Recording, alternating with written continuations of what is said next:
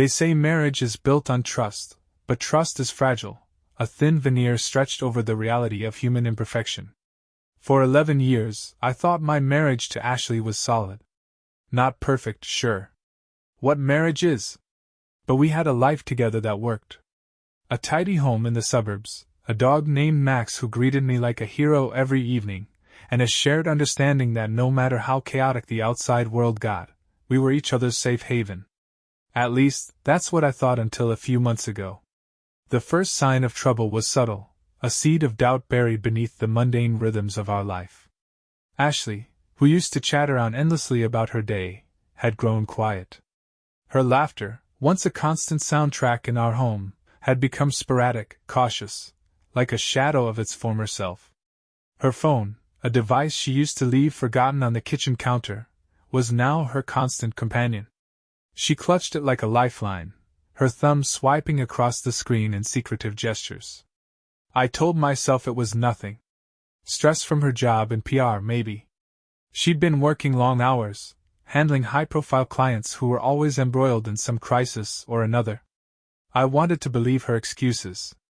I wanted to believe that the late nights at the office, the weekend strategy sessions, and the sudden interest in gym memberships were just normal parts of her career. But doubt has a way of creeping in, uninvited. One Thursday evening, I noticed Ashley slipping into the bathroom with her phone the moment it buzzed. The door clicked shut, followed by muffled voices. A phone call, I reasoned. Nothing strange about that, right?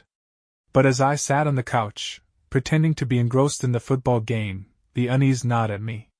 When she emerged 15 minutes later, her smile was too bright, her explanation too rehearsed.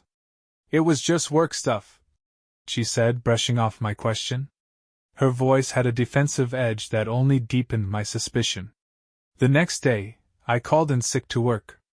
I'd never done that before, but something inside me couldn't let go of the nagging feeling that something was off. I needed clarity. I needed to know if I was being paranoid or if the cracks I'd started to see in our marriage were real. Ashley left the house at 9 a.m. sharp, dressed in a pencil skirt and blazer that seemed too polished for a casual Friday. "Client meeting downtown," she'd said, leaning down to scratch Max behind the ears before grabbing her keys. I waited 5 minutes after her car disappeared down the street, then followed. It wasn't hard to track her. The rush-hour traffic ensured I never lost sight of her silver sedan. She drove to an upscale cafe in the heart of downtown, the kind of place we used to go for date nights before life got in the way. I parked across the street, my stomach tightening as I watched her step out of the car. She smoothed her skirt, checked her reflection in the driver's side window, and walked inside. A few minutes later, I saw him. He was tall, with a tailored suit and the easy confidence of someone who had never been told no. He walked into the cafe like he owned it, scanning the room until his eyes landed on Ashley. A smile spread across his face, an intimate smile, the kind you reserve for someone who means more than they should. I stayed in the car, my knuckles white on the steering wheel. Through the rain-smeared windshield, I watched as they sat across from each other. Their heads leaned in close, their gestures animated. Ashley laughed at something he said, her face lighting up in a way I hadn't seen in months. She reached out and touched his hand. It was a simple gesture, but it felt like a punch to the gut. I stayed there for an hour, watching them. At one point the man, her lover, I realized with a sickening certainty, leaned closer, his hand brushing hers. She didn't pull away. Instead, she smiled. When they finally left, I didn't follow. My heart was pounding, my mind racing with questions I wasn't ready to face. Who was he?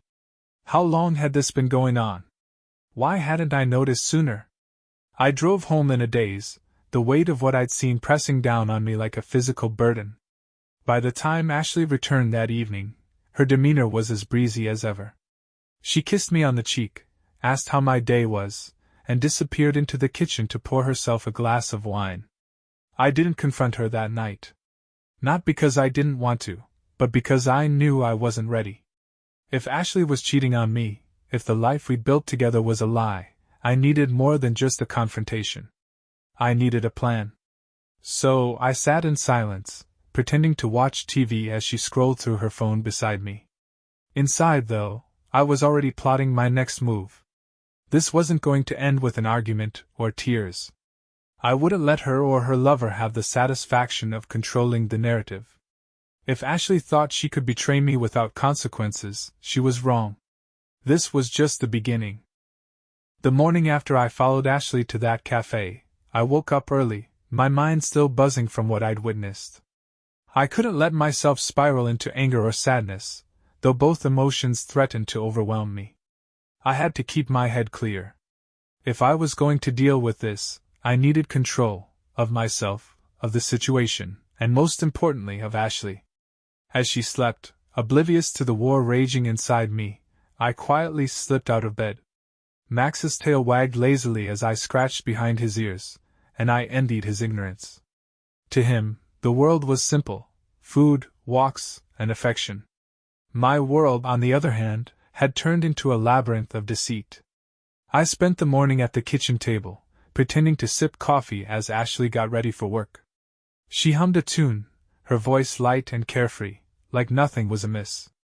But I noticed the little things: how she checked her reflection in the mirror twice, how she angled her phone away from me when it buzzed. The Ashley I thought I knew wouldn't have done those things. She kissed me on the cheek before heading out. "Don't forget to take Max for a walk," she said with a smile, as though the weight of her betrayal wasn't hanging in the air. Once she was gone, I got to work. The first step was information. I needed to know who this man was and how deep their relationship ran. There was no point confronting Ashley without being armed with the truth. I started with her phone records. We shared an account, and it didn't take long to log in and find the numbers she'd been texting most frequently. One number stood out, repeated dozens of times in the last few weeks. I typed it into a reverse phone lookup site. The name that popped up wasn't familiar, but a quick Google search filled in the blanks. His name was Brandon Mercer. A financial consultant. Recently divorced. He had a profile photo on LinkedIn, a professional headshot where he wore the same smug, self-assured smile I'd seen through the cafe window. I stared at his picture, my jaw tightening. This was the man she was throwing away 11 years of marriage for? A stranger with a nice suit and a fake smile? My next step was surveillance. It felt wrong, invasive even, but Ashley had broken the rules first. I bought a small GPS tracker online and installed it in her car that evening while she was in the shower. The device was discreet, tucked away under the dashboard where she'd never think to look. With it, I could track her movements in real time. For the next week, I watched as a pattern emerged. During her late nights at work, her car always ended up in the same upscale neighborhood, parked outside an apartment complex where Brandon Mercer lived. She'd stay for hours, long enough that any remaining hope I had of an innocent explanation disintegrated. Every time I saw her car parked there, a knot formed in my stomach. It wasn't just the betrayal, it was the sheer audacity of it. She didn't even bother to hide her tracks. But I didn't confront her. Not yet. Instead, I made my next move. I decided to meet Brandon Mercer. Not as Ashley's husband, no, that would have been too obvious, but as someone he could trust. If Ashley thought she could juggle two lives without consequences, I was going to make sure her house of cards came tumbling down. The opportunity presented itself on a Tuesday evening. I tracked Ashley's car to Brandon's building and waited until she went inside. Then I drove to a nearby bar, the kind of place where professionals like him might grab a drink after work. Sure enough, Brandon was there the following evening, nursing a whiskey at the bar. I approached casually, a friendly smile plastered on my face. "Mind if I grab the seat next to you?" He glanced up, surprised but polite. "Not at all." We struck up a conversation. I introduced myself as Dan, a small business owner in the area. He told me he was a financial consultant, which I feigned interest in. As we talked, I studied him. The way his eyes flicked toward his phone every few minutes, the way he ordered his drink with the confidence of someone used to being catered to. He didn't recognize me, of course. Why would he? I was just another guy at the bar, buying him a drink and pretending to care about his life. You seem like a man who's got it all figured out, I said after a while, my tone light. He smirked, swirling his drink. You could say that. I let him talk, feeding his ego and drawing out bits of information. By the time we parted ways, I knew more about him than he probably realized. His work schedule, his hobbies, even his preferred scotch. It was all ammunition, ready to be used when the time came. Driving home that night, I felt a sense of grim satisfaction. Brandon had no idea who I really was, but soon enough, he'd learn. As I lay in bed beside Ashley, who was fast asleep and none the wiser, I realized I wasn't angry anymore. I was calm. Focused. She and Brandon thought they were in control, but they were wrong. This was my game now. And I was just getting started. The hardest part of my plan wasn't gathering the evidence or meeting Brandon Mercer. It was pretending everything was fine at home. Every smile I gave Ashley, every casual conversation we had over dinner, was an act of willpower. She didn't suspect a thing, which I suppose was a testament to her confidence, or arrogance. I kept my routine normal, even pleasant. I took Max for longer walks, cooked Ashley's favorite meals, and asked her about her day with genuine curiosity. It wasn't that I wanted to make her feel comfortable, I just needed her to keep playing her role. The calmer and more predictable I seemed, the less likely she was to suspect that her world was about to implode. Meanwhile, I laid the groundwork for chaos. First, I made a visit to my lawyer. It was important to get my financial house in order before the inevitable explosion. I opened a new bank account in my name only and transferred a significant chunk of money from our joint savings into it. It wasn't theft, I'd earn every cent of that money, but I knew Ashley would fight for every penny if this went to court.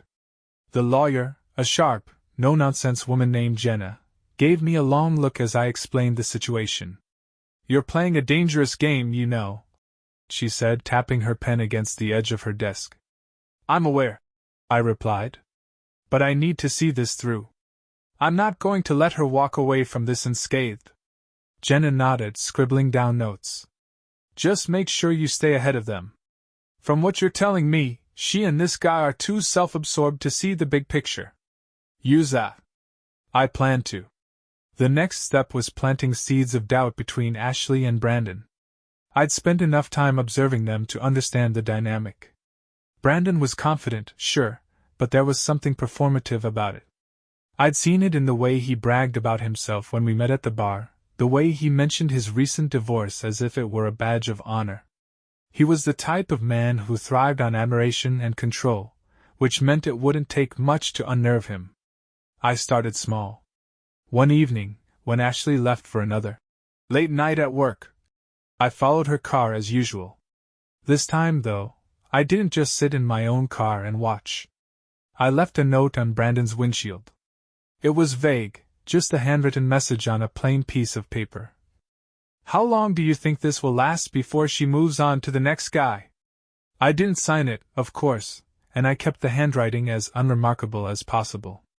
The next morning, I tracked her GPS data and saw that she'd returned to Brandon's place after leaving work.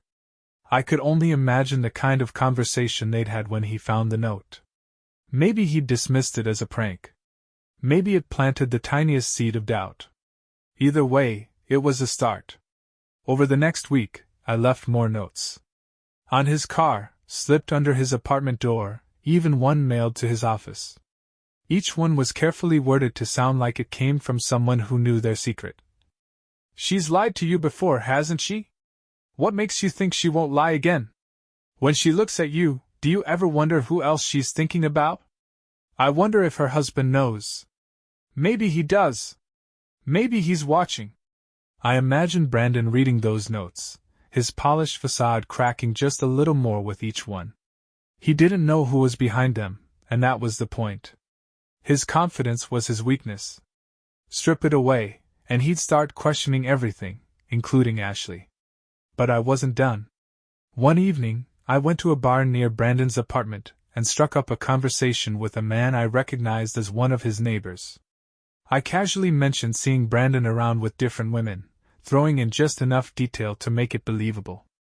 The man laughed, nodding in agreement. Yeah, he's a smooth talker, that one, the neighbor said, shaking his head. Always has some new lady on his arm. Must be nice, huh? I laughed along with him, but inside, I was already imagining how this little rumor would spread. It was a risk, sure, but I wasn't worried. Brandon and Ashley weren't exactly keeping a low profile, and the kind of people who lived in his upscale building thrived on gossip. At home, I continued to play the part of the clueless husband. I even encouraged Ashley to take time for herself, framing it as a way to reduce stress. You work so hard, I'd say, feigning concern. You deserve a break now and then. She'd smile at me, looking almost guilty, but never guilty enough to stop what she was doing. The irony wasn't lost on me. Every move she made to spend more time with Brandon only made it easier for me to tighten the noose around them both. By the end of the week, I knew the cracks in their relationship were starting to show. The notes, the rumors, the carefully orchestrated whispers, they were working. Ashley came home one night looking distracted, her usual light-hearted excuses replaced by terse answers. Everything okay? I asked, my tone casual. Yeah, she said, her voice flat. Just a lot on my mind. Good, I thought. Let her stew. This was only the beginning. It didn't take long for the cracks I'd been quietly chiseling into Ashley and Brandon's relationship to widen. People like Brandon, who thrive on appearances, don't handle uncertainty well. The notes, the rumors, they'd gotten under his skin, just as I'd hoped. The best part? Neither he nor Ashley had any idea that I was behind it all. I noticed the change in Ashley first. She'd always had a particular routine after her late nights at work. She'd come home glowing, pouring herself a glass of wine while humming a tune, as if the world were hers to command. But lately, her glow was dimmer. Her smiles were tighter, her tone clipped. One evening, I saw her staring at her phone, her fingers hovering over the screen as if debating whether to send a message. When I walked into the room, she quickly put the phone face down and gave me a strained smile. You okay? I asked, keeping my voice casual. Yeah, just tired. She wasn't tired. She was worried. And I knew exactly why. Meanwhile, I continued to watch Brandon. It wasn't hard. His movements were predictable. He went to work, came home, and occasionally stopped by the same upscale bar I'd first met him in. It was at that bar, 1 week after I'd left the first note, that I decided to take things further.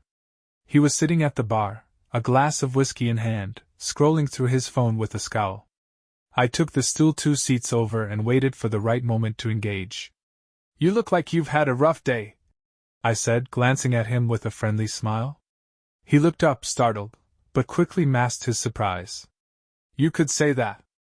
I ordered a beer, keeping my tone light. Work, huh? Or something worse? He smirked, though it didn't reach his eyes. Isn't it always a little of both? We fell into easy conversation after that, and it didn't take long for him to open up. People like Brandon thrive on being the center of attention, and all I had to do was ask the right questions. He didn't mention Ashley directly, of course he wouldn't, but he let slip enough for me to piece things together.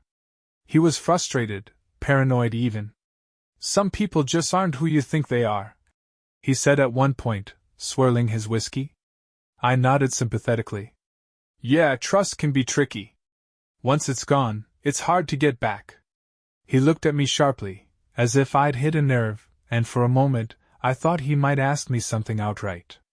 But instead, he drained his glass and muttered something about needing another drink. It was working. Back at home, I kept the act going with Ashley. She was too preoccupied to notice my late nights or the hours I spent tracking her and Brandon. The strain between them was starting to show in small ways. She spent more time at home, claiming she was too tired to go out. When she did see him, she'd come back with a distracted air, as if something about their time together hadn't gone as planned. The turning point came on a Saturday evening. I tracked Ashley's car to Brandon's apartment as usual, but this time, she didn't stay as long. Just over an hour later, she came home, slamming the front door louder than necessary. I was on the couch, pretending to watch TV, when she walked in. Rough night? I asked, barely glancing up. She shot me a look but didn't reply, instead heading straight for the kitchen to pour herself a drink. Her shoulders were tense, her movements jerky. Something wrong? I pressed, injecting just the right amount of concern into my voice. No, she snapped, then immediately softened her tone. Sorry. Just work stuff. Work stuff. Sure. The next day, I decided to up the ante. Using a burner phone I'd purchased, I sent Brandon a text. The message was short but calculated. You deserve better than someone who's still lying to her husband. I could almost picture his reaction, how his jaw would tighten, how his mind would race as he tried to figure out who'd sent it. By now, he was already on edge from the notes and rumors. This would push him further into doubt. But I wasn't done. That evening, I left a printed photo in Ashley's car. It was a grainy shot of her and Brandon sitting together at the cafe weeks ago, their heads close in conversation.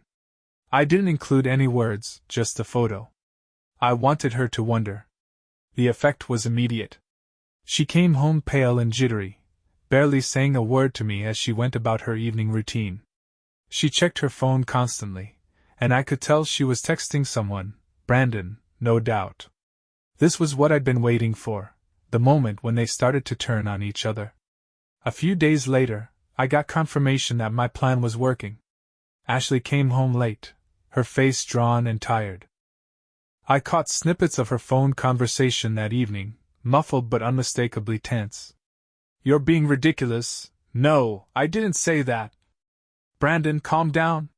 She didn't see me standing in the hallway, listening. She didn't see the smile creeping across my face as I realized how close they were to falling apart. This was the beginning of the end for them.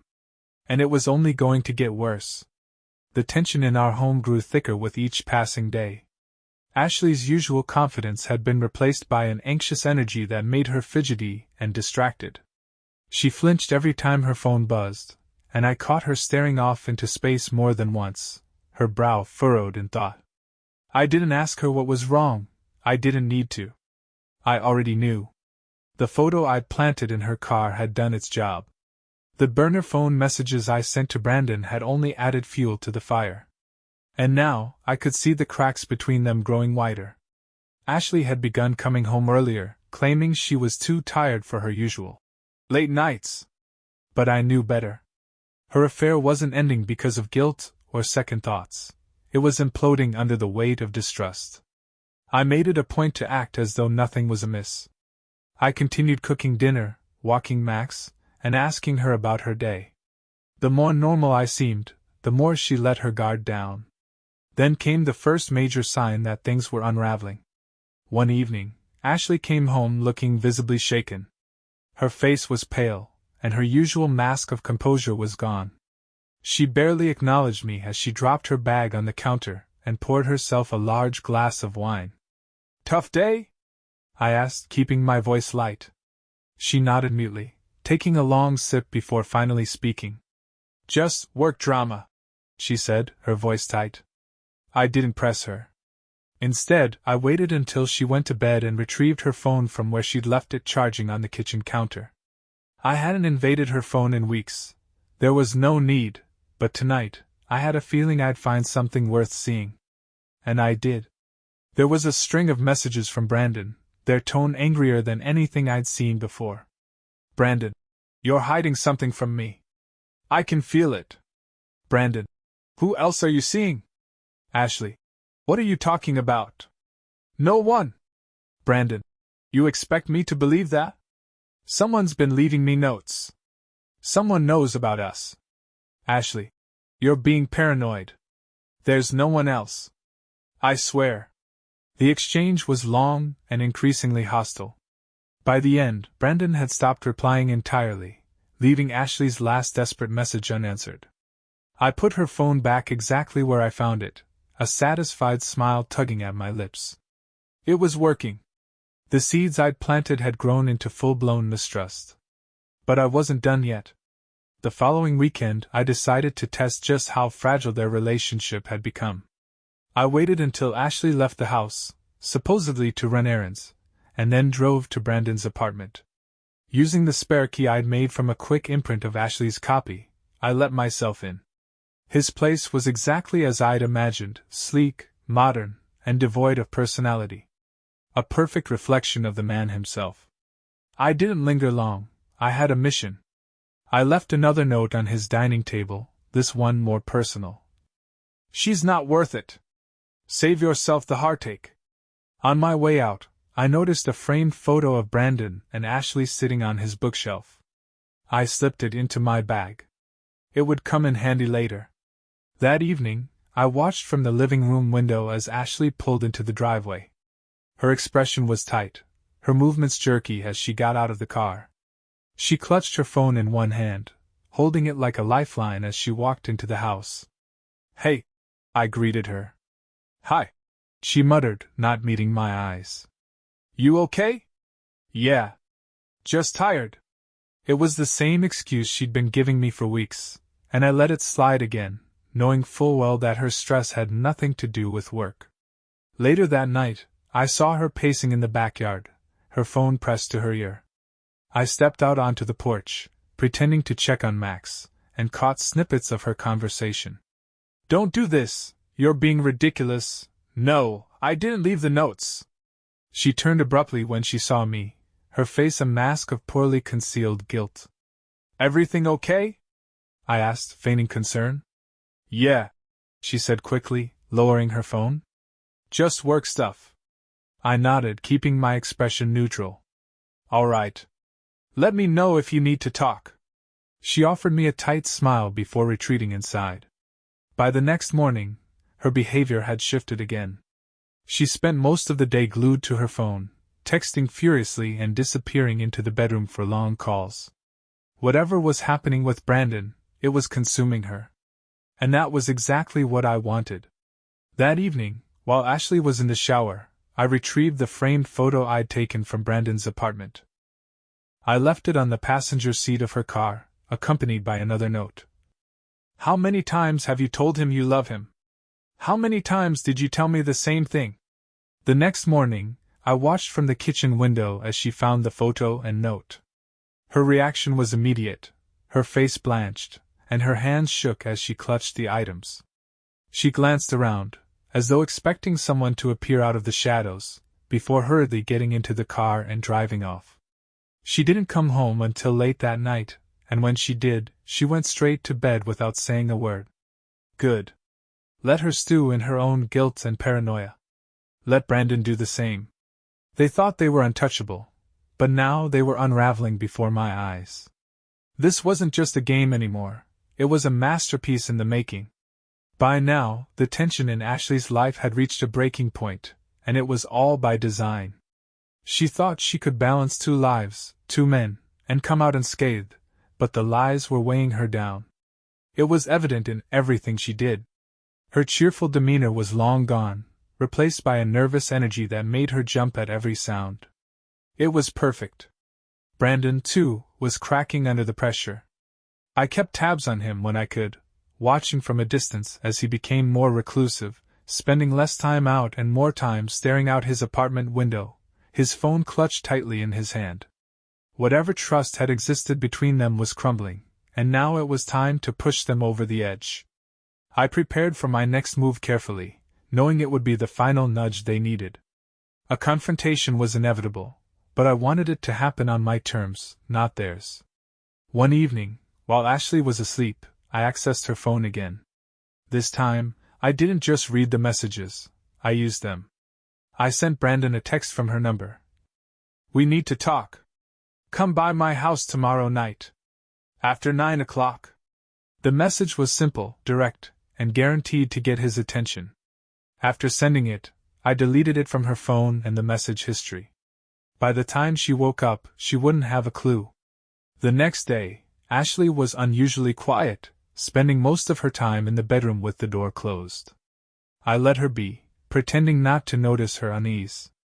Around 8:30 that evening she emerged, her face pale and her eyes darting around the room like she was looking for an escape route. "I'm going to bed early," she mumbled. "Long day?" I asked, keeping my tone neutral. "Yeah. She disappeared into the bedroom, leaving me alone in the living room. I waited, my heart pounding with anticipation. At precisely 9:15 p.m., the doorbell rang.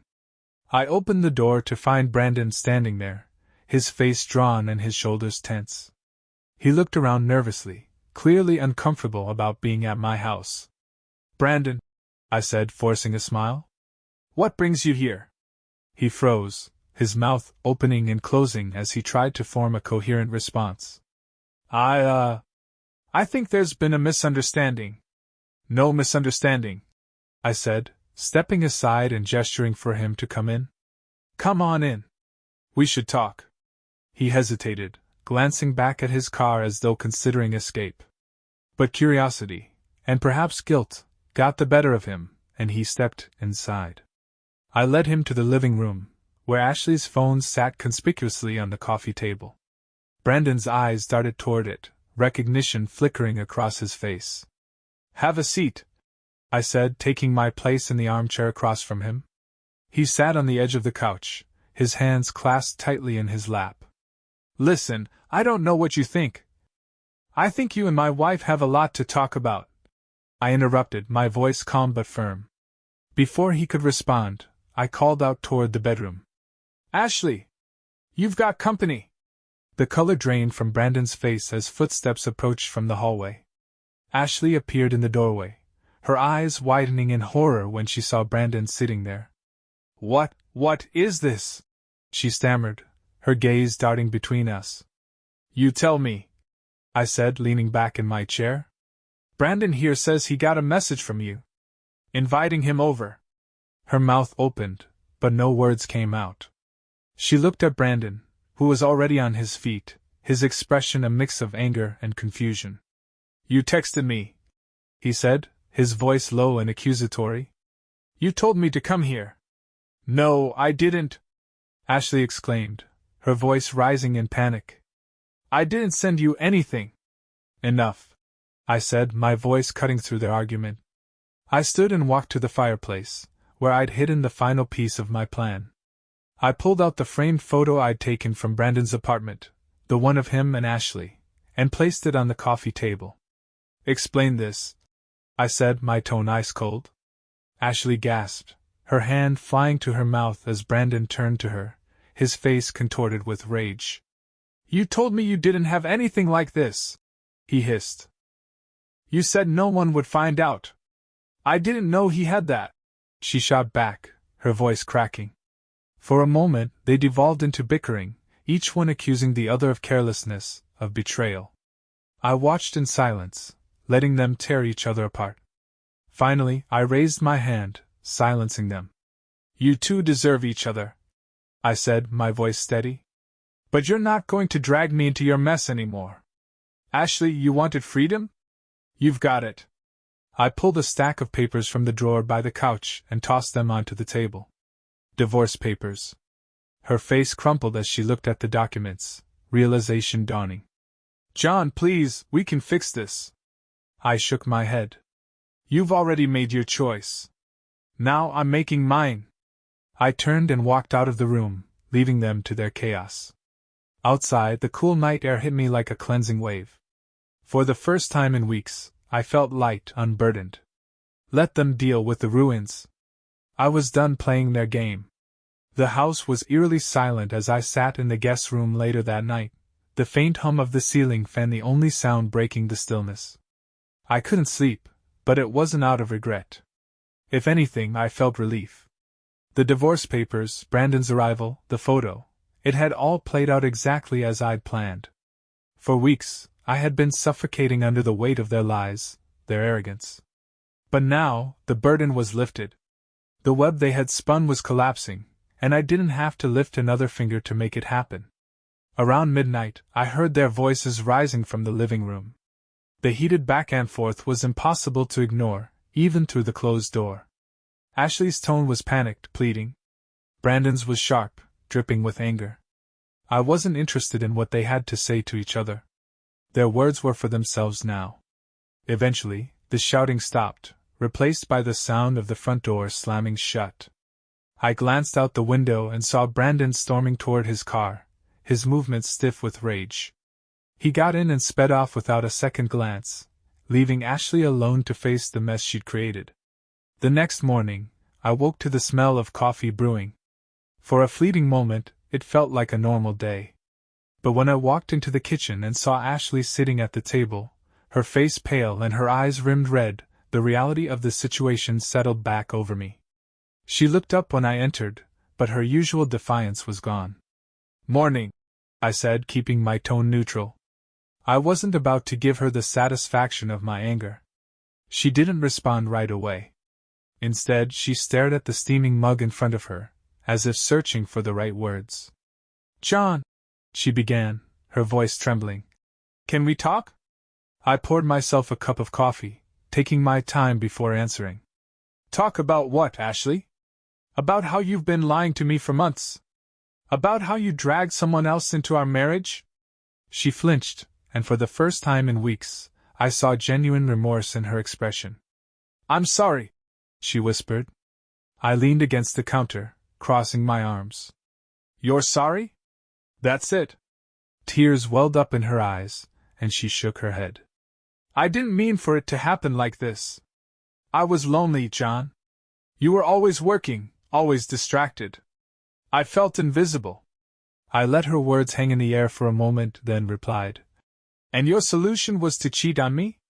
To lie to me every day while pretending everything was fine? I didn't know how to fix it," she said, her voice breaking. "Brandon was he was there." "Right," I said flatly. "And now he's gone. I saw him leave last night, Ashley. Whatever you thought you had with him? It's over." She buried her face in her hands, her shoulders shaking with quiet sobs. A part of me, a small, distant part, felt a pang of sympathy for her. But it wasn't enough to outweigh the anger, the betrayal. "I'll make this easy for you," I said after a long pause. "You don't have to explain anything to me. The papers are on the table. Sign them, and we can both move on." Her head shot up, her tear-streaked face a mixture of shock and desperation. "John, please. Don't do this. We can fix this. We can go to counseling, start over." I cut her off. "There's no fixing this, Ashley. You broke us the moment you decided I wasn't enough for you. The moment you made that choice, you ended our marriage." She didn't respond, just stared at me with wide, pleading eyes. But I was done. I finished my coffee and left the room, leaving her to grapple with the reality of her choices. The next few days passed in a strange haze. Ashley stayed in the house, though she barely left the bedroom.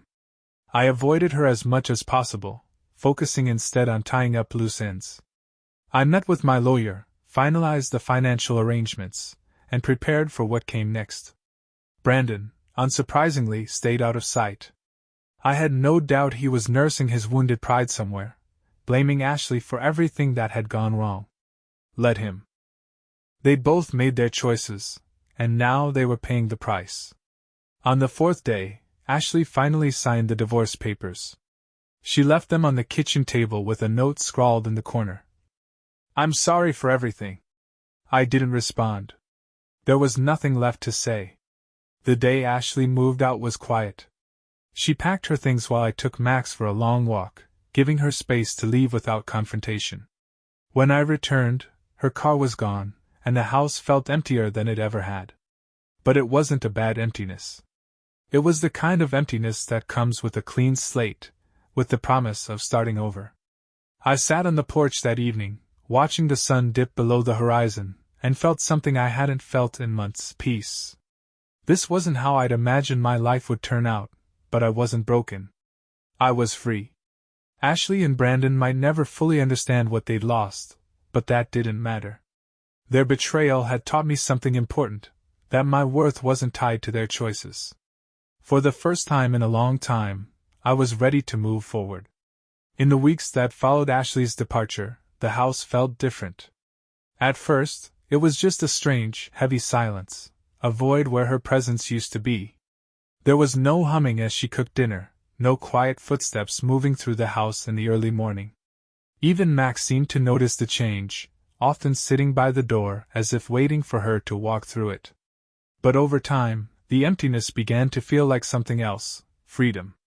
I threw myself into the process of reclaiming my life. I started by rearranging the house, shifting furniture, packing up old items, and removing anything that reminded me of Ashley. Her framed photos came down from the walls. The bed she had insisted on buying, the one I hated because it was too soft, was replaced with one of my own choosing. It wasn't just about removing her memory, it was about reclaiming my space. Max seemed to sense the shift in me. His energy returned, his tail wagging more often as he followed me from room to room. Together, we established a new routine: long morning walks, evenings spent in the backyard, and lazy Sundays watching football. For the first time in years, I felt like I could breathe. One Saturday morning, as I sat in the backyard sipping coffee, my phone buzzed with a notification. It was from an old college friend, Alex, who had heard about the divorce. "Let's grab a drink sometime," his text read. "Catch up. You could probably use the company." I hesitated for a moment before replying. I'd been so focused on dismantling my old life that I hadn't given much thought to rebuilding my social one. But Alex had always been good at pulling people out of their shells, and if I was going to move forward, I needed to start somewhere. We met later that evening at a quiet bar downtown, one I hadn't visited in years. Alex greeted me with a grin, his easygoing energy a stark contrast to the storm I'd weathered recently. "Man, it's good to see you," he said, clapping me on the shoulder. "How've you been holding up?" I shrugged, taking a sip of my beer. "Better now, I think. It's been a process."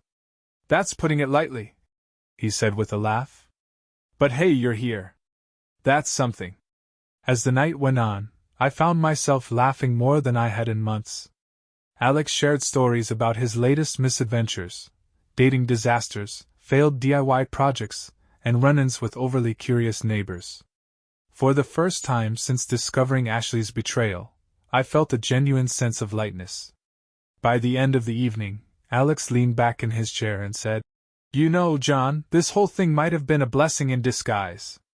I mean, sure, it sucks. But now you get to start over. Do things your way." I nodded, mulling over his words as I drove home. He was right. The life I had built with Ashley was over, but that didn't mean my story had to end there. A week later, I decided to tackle something I'd been putting off for years: renovating the garage. It was a small thing, but it had always been my space, my sanctuary. With Ashley gone, I could finally turn it into something more. I spent hours clearing out old boxes and junk, replacing them with shelves for my tools and a workbench I'd always wanted. By the time I was done, the garage felt like a reflection of who I was becoming: organized, purposeful, and free of clutter. It was during one of these renovation sessions that my neighbor, Lisa, stopped by. She was a cheerful woman in her mid-30s who lived 2 doors down with her 2 kids. We'd exchanged pleasantries over the years, but I'd never really taken the time to talk to her. "Hey, John," she said, leaning against the doorframe. "Saw you working in here and figured I'd say hi. Haven't seen much of Ashley lately." "She moved out," I said simply, wiping my hands on a rag. Lisa's eyes widened slightly, but she quickly recovered. "Oh, I'm sorry to hear that." "Don't be," I said with a small smile. "It's for the best." She nodded, her gaze sweeping over the garage. "Looks like you're making good use of the space." "Trying to. It's a work in progress, but it's getting there." She smiled, her expression warm. "Well, if you ever need anything, or just want a break from all this, I'm usually home. The kids keep me busy, but I make a mean cup of coffee." "I'll keep that in mind," I said, genuinely touched by her kindness. As she walked away, I realized how much I'd been isolating myself. The betrayal had made me retreat into my own world, but now it was time to let people back in. That evening, as I sat in the garage with Max curled up at my feet, I felt a strange sense of contentment. The journey wasn't over. There were still legal proceedings to finalize, still memories of Ashley that would take time to fade. But for the first time in a long time, I felt like I was on solid ground. I thought about Brandon and Ashley, about the chaos I had orchestrated to bring their lives to light. I didn't regret any of it. They'd made their choices, and I'd made mine. But now, their chapter in my life was closed. The road ahead was still uncertain, but it was mine to walk. And that was enough. Life has a way of moving forward, whether you're ready for it or not. After Ashley moved out, I found myself alone with an unfamiliar freedom. It was strange at first, navigating a life without her shadow hanging over every decision. But over time, I began to realize that the emptiness wasn't something to fear, it was an opportunity. The divorce proceedings were simple, thanks to the prenuptial agreement Ashley had so carelessly overlooked in her plans. Her lawyer made a few half-hearted attempts to negotiate for more, but Jenna, my lawyer, shut them down with a ruthlessness I couldn't help but admire. By the time everything was finalized, Ashley had lost any fight she might have had left. She didn't even show up for the final meeting to sign the paperwork. Instead, she mailed in her signature, leaving a typed note at the bottom of the document. "I hope you find happiness, John. I really do." Happiness? It was an ironic sentiment, considering how little thought she'd given to my happiness while she was sneaking around with Brandon. Still, I let it go. Harboring resentment wouldn't help me rebuild my life. As summer rolled in, I began filling my days with projects. The garage renovation had inspired me to tackle other parts of the house. I painted the walls, replaced the outdated fixtures Ashley had insisted were charming, and even planted a small vegetable garden in the backyard. It wasn't just about making the house my own, it was about reclaiming my sense of purpose. Every hammer swing, every coat of paint, felt like a small victory, a reminder that I was capable of building something better. Max, of course, was my constant companion through it all. His wagging tail and eager eyes brought a warmth to the house that I hadn't appreciated before. One day, as I sat on the porch with a beer in hand, watching Max chase a squirrel around the yard, Lisa from next door came over again. This time, she brought a plate of freshly baked cookies. "Thought you might need a break from all your projects," she said with a smile. I laughed, accepting the plate. "Thanks. I could use a break from my own cooking, that's for sure." She sat down on the steps beside me, her two kids playing in the yard nearby. For a while, we just talked, about life, about her kids, about nothing in particular. There was something easy about her presence, a simplicity I hadn't felt in a long time. "You're doing good, John," she said after a while, her tone sincere. I glanced at her, surprised. "What do you mean?" "I mean, you've been through a lot, but you're still standing. That's not easy." Her words stayed with me long after she left. One evening, I received an unexpected text from Alex. "Group camping trip next weekend. You in?" I stared at the message for a while, debating. A camping trip with Alex and the old college crew sounded like a good distraction, but it also felt like another step out of my comfort zone. "Sure," I finally replied. "Count me in."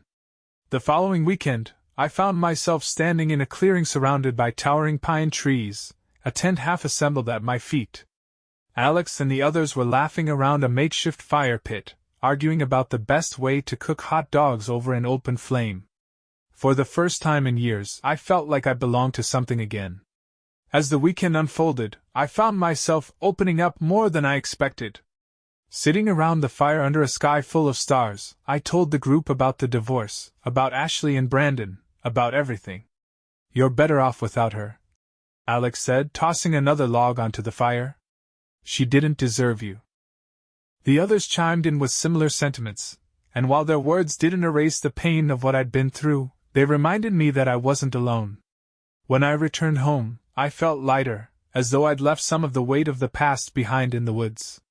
That week, I started saying yes to more things, invites from neighbors, after-work drinks with coworkers, and even a local woodworking class I'd always been curious about.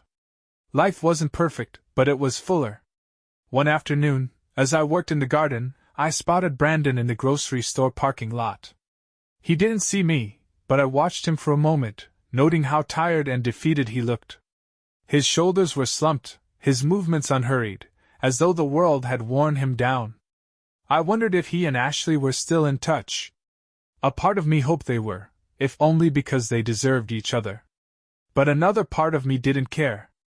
Their story was no longer tied to mine. Later that evening, as the sun dipped below the horizon, I sat on the porch with Max at my side. The house was quiet, the yard peaceful, and for the first time in what felt like forever, I didn't feel the sting of loneliness. I'd spent so much time plotting, unraveling their lives, that I hadn't realized how much more satisfying it would be to rebuild my own.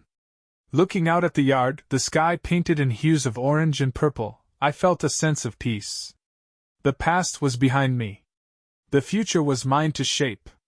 Months passed, and the scars from my marriage slowly faded into memories. They didn't vanish entirely, scars never do, but they became a part of me, a reminder of what I'd survived. I'd learned to stop seeing Ashley and Brandon as villains in my story and instead view them as catalysts. Their betrayal had forced me to look inward, to face my own fears, and ultimately to rebuild myself. It wasn't an overnight transformation.